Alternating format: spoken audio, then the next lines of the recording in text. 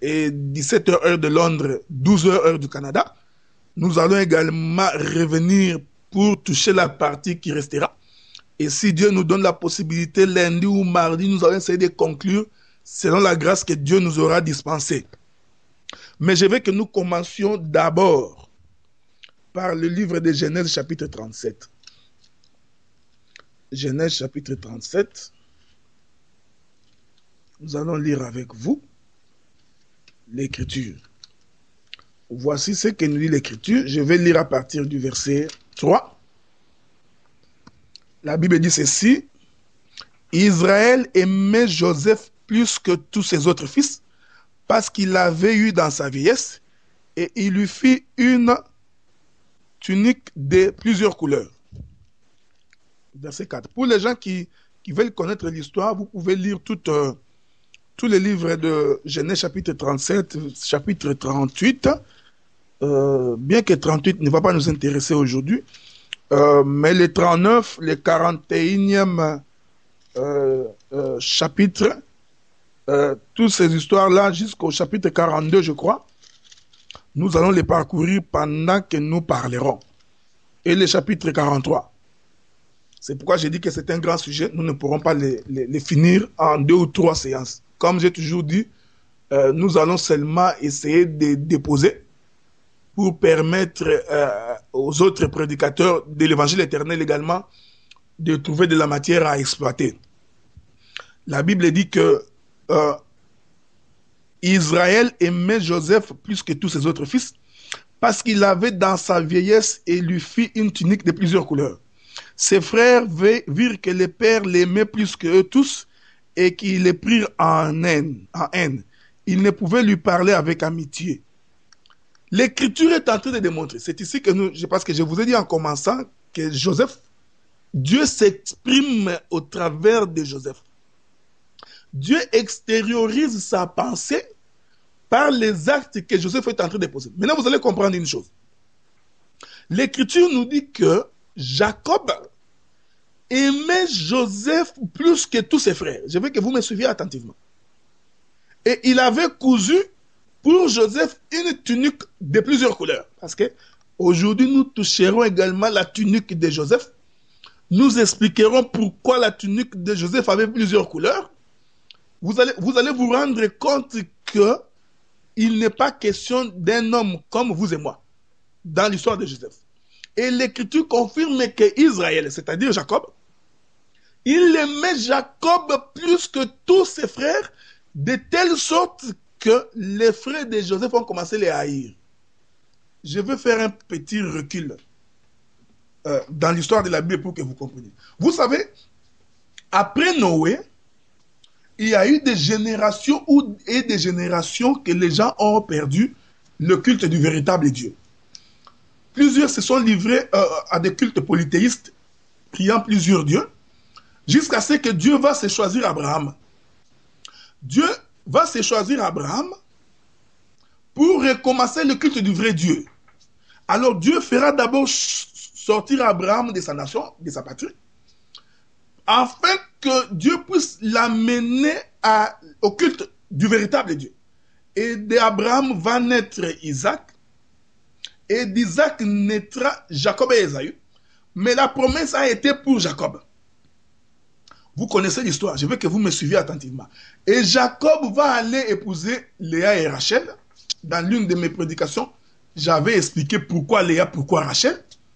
Pour les gens qui nous suivent aujourd'hui, ce serait dommage pour vous parce que nous allons également toucher Rachel et Léa pendant que nous parlerons de Joseph.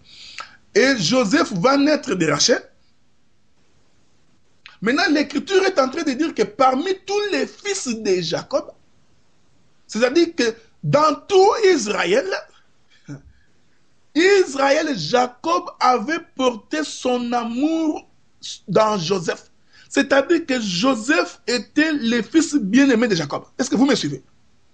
Ceci, c'est l'explication de Jean chapitre 3, verset 16, les versets les plus populaires.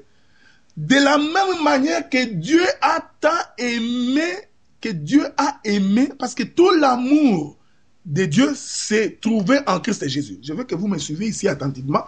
au risque que vous puissiez vous perdre. Ce n'est pas pour rien que la Bible dit que Jacob aimait Joseph.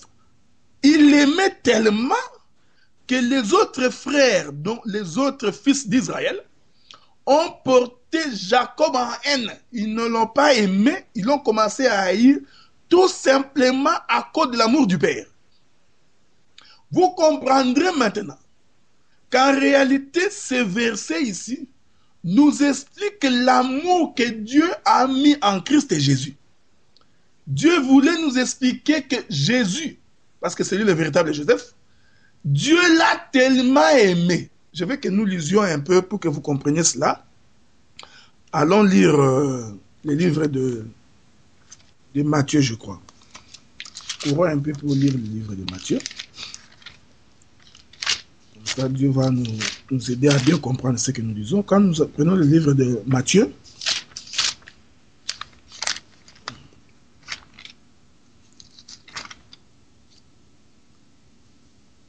voilà, nous sommes dans le livre de Matthieu, chapitre 3. Voici ce que nous dit l'Écriture. À partir du verset 13. Alors Jésus vint de la Galilée au Jourdain vers Jean pour être baptisé par lui. Mais Jean s'y opposait en disant, c'est moi qui ai besoin d'être baptisé par toi. Et tu viens à moi. Jésus lui répondit, laisse faire maintenant, car il est convenable que nous accomplissions ainsi tout ce qui est juste. Et Jean ne lui résista plus.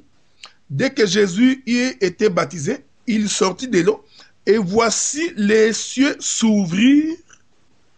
Il vit l'Esprit de Dieu descendre comme une colombe venue sur lui, et voici une voix fit entendre des cieux ces paroles. Celui-ci est mon fils bien-aimé en qui j'ai mis toute mon affection. Vous voyez, c'est Joseph. Une voix, voici une voix se fit entendre des cieux ces paroles.